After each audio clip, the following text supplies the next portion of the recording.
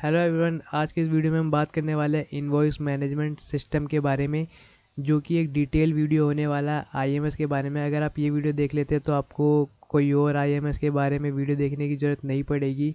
और इस वीडियो में हम देखेंगे कि आईएमएस क्या है, इसकी वर्किंग आपको कैसे करनी है और इसका लाभ क्या है, हानि क्या है, किन लोगों के लिए ज़्यादा फ़ायदेमंद है और किसके लिए ये कोई फ़ायदेमंद नहीं है। और अगर आप ये नहीं करना चाहते हैं तो आपके लिए क्या नुकसान हो सकता है, ये सब आज हम डिटेल से इस वीडियो में देखने वाले हैं। और तो चलिए इस वीडियो को शुरू करते हैं। तो सबसे पहले मैं आपको बता दूं कि आईएमएस जो कि जीएसटी पोर्टल पे इंट्रोड्यूस किया गया है एक नया फीचर बता करके। और ये जो आईएमएस है ये 14 अक्टूबर से लाइव आ चुका है जीएसटी के पोर्टल पे। अगर आप देखें तो ये आपको ये पीडीएफ में देखने को मिल जाएगा कि अगर आप देखना चाहें कि आपके जीएसटी के पोर्टल पे ये आईएमएस का सिस्टम जो है ये डैशबोर्ड कहाँ पे शो होगा करेगा। तो यहाँ पे आपको जब लॉगिन कर लेंगे, अपना जीएसटी आईडी पासवर्ड डाल के जब लॉगिन कर लेंगे, तो यहाँ पे आपको सर्विस वाले टैब में नीचे रिटर्न वाला ऑप्शन दिखाई देगा।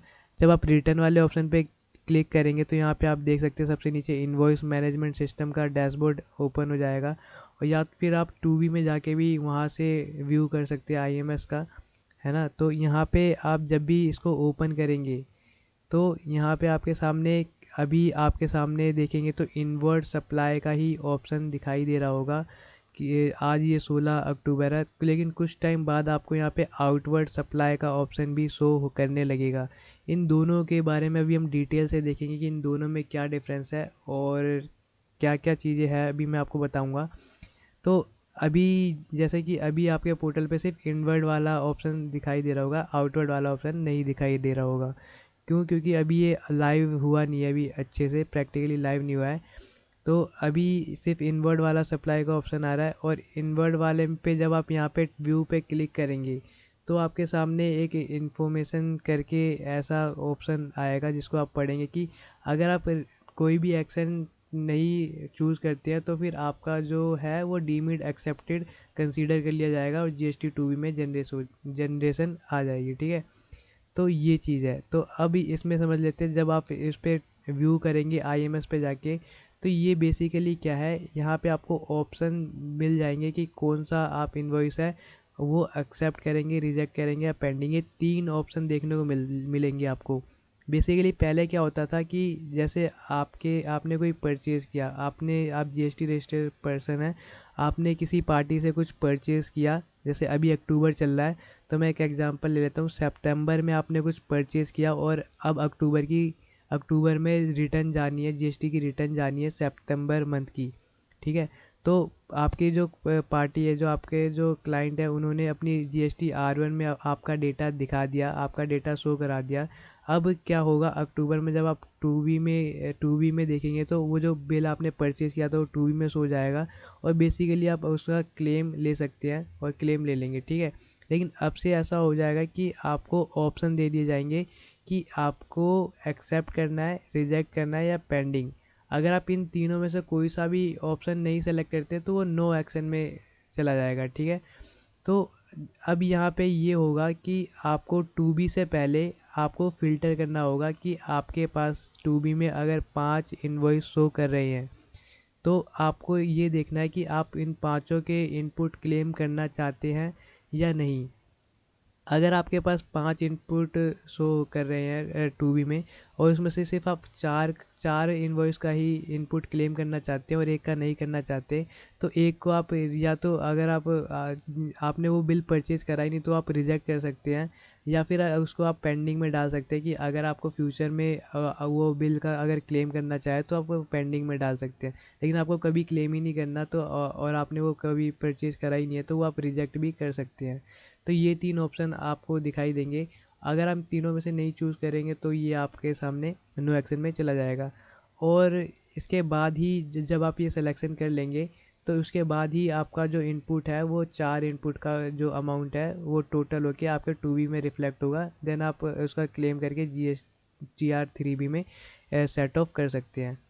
तो ये था आईएमएस का जो कि मैंने आपको बताया। और अभी इसकी जो लाइव वर्किंग है वो चालू नहीं हुई है अभी, क्योंकि आपको पता है अक्टूबर मंथ चल रहा है और अभी सितंबर मंथ की जो रिटर्न है वो फाइल हो रही है। तो सितंबर मंथ के लिए ये वर्किंग नहीं है। सितंबर में आपको जैसे नॉर्मली फ़ाइल करते हैं वैसे ही फ़ाइल करना है। जब अक्टूबर मंथ ख़त्म हो जाएगा और जब नवंबर में जब हम रिटर्न फाइल कर जीएसटी रिटर्न फाइल कर रहे होंगे अक्टूबर मंथ की, तब आपको ये ऑप्शन लाइव आ जाएगा। तब यहाँ पे मैं आपके लिए लाइव वीडियो बना दूंगा, लाइव प्रैक्टिकली वीडियो बना दूंगा कि आपको कैसे मैनेज करना है, कैसे पूरा डेटा की वर्किंग कैसे करनी है। तो अगर आप चाहते हैं कि मैं इस पर वीडियो बनाऊँ, प्रैक्टिकली वर्किंग पे वीडियो बनाऊँ, तो आप इस वीडियो को लाइक करके बताना कि कितने लोग इंटरेस्टेड हैं। अब देख लेते हैं कि ये सप्लाई, आउटवर्ड सप्लाई किसके लिए ऑप्शन में है। तो अभी हमने इनवर्ड सप्लाई का देखा और यहाँ पे बहुत सारे फीचर आपको एडवांस दिखेंगे कि आप एडवांस फिल्टरिंग कर सकते हैं।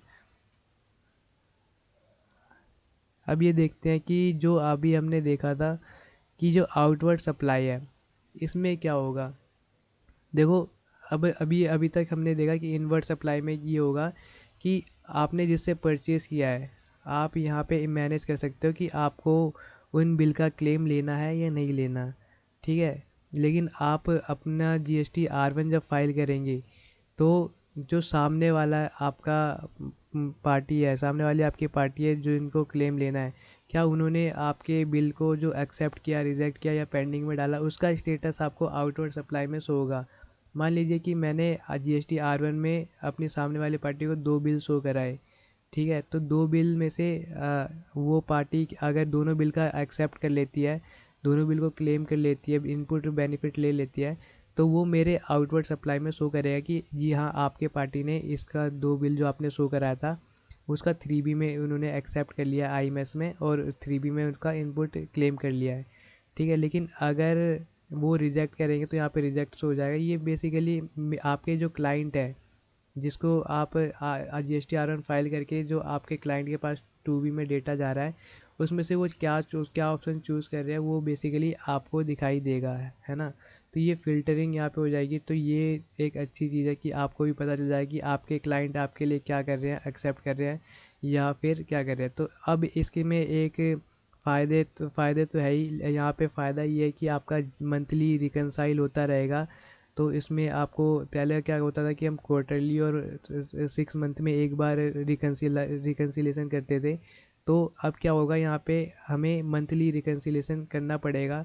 काम थोड़ा सा बढ़ गया है, लेकिन ये है कि आप जहाँ बाद में मेहनत करते थे वहाँ अभी मंथली कंप्लीट होता रहेगा, तो आपको कोई परेशानी नहीं होगी। वहीं यहाँ पे एक नुकसान मेरे को ये लगता है कि जैसे अगर आपने आउटवर्ड सप्लाई में आपने किसी को क्रेडिट नोट दिया, तो आपने जो क्रेडिट नोट दिया अगर सामने वाली पार्टी अगर उसको रिजेक्ट कर देती है, तो बेसिकली यहाँ पे आपकी लाइबिलिटी जो वो बढ़ जाएगी। तो यहाँ पे आपको फिर कॉल करके क्लाइंट से बात करना पड़ेगा कि हमने जो क्रेडिट नोट दिया था आपको, तो वो आपने रिजेक्ट क्यों किया। तो इसके लिए बेसिक कॉलिंग वाला सिस्टम हो गया, पार्टी को आपस में लड़ाने वाला काम हो गया। तो ये चीज़ यहाँ पे थोड़ा सा नुकसान लगता है इस फीचर का। तो मेरे को लगता है कि इस फीचर में थोड़ी सी करेक्शन अभी बाकी है। आपको क्या लगता है, आप ये वीडियो के कमेंट करके ज़रूर बताना। और आज की इस वीडियो में बस इतना ही। Thank you for watching. और इसकी लाइव वर्किंग पे अगर आपको वीडियो चाहिए तो वीडियो को लाइक करके आप मेरे को ज़रूर बताना। Thank you for watching.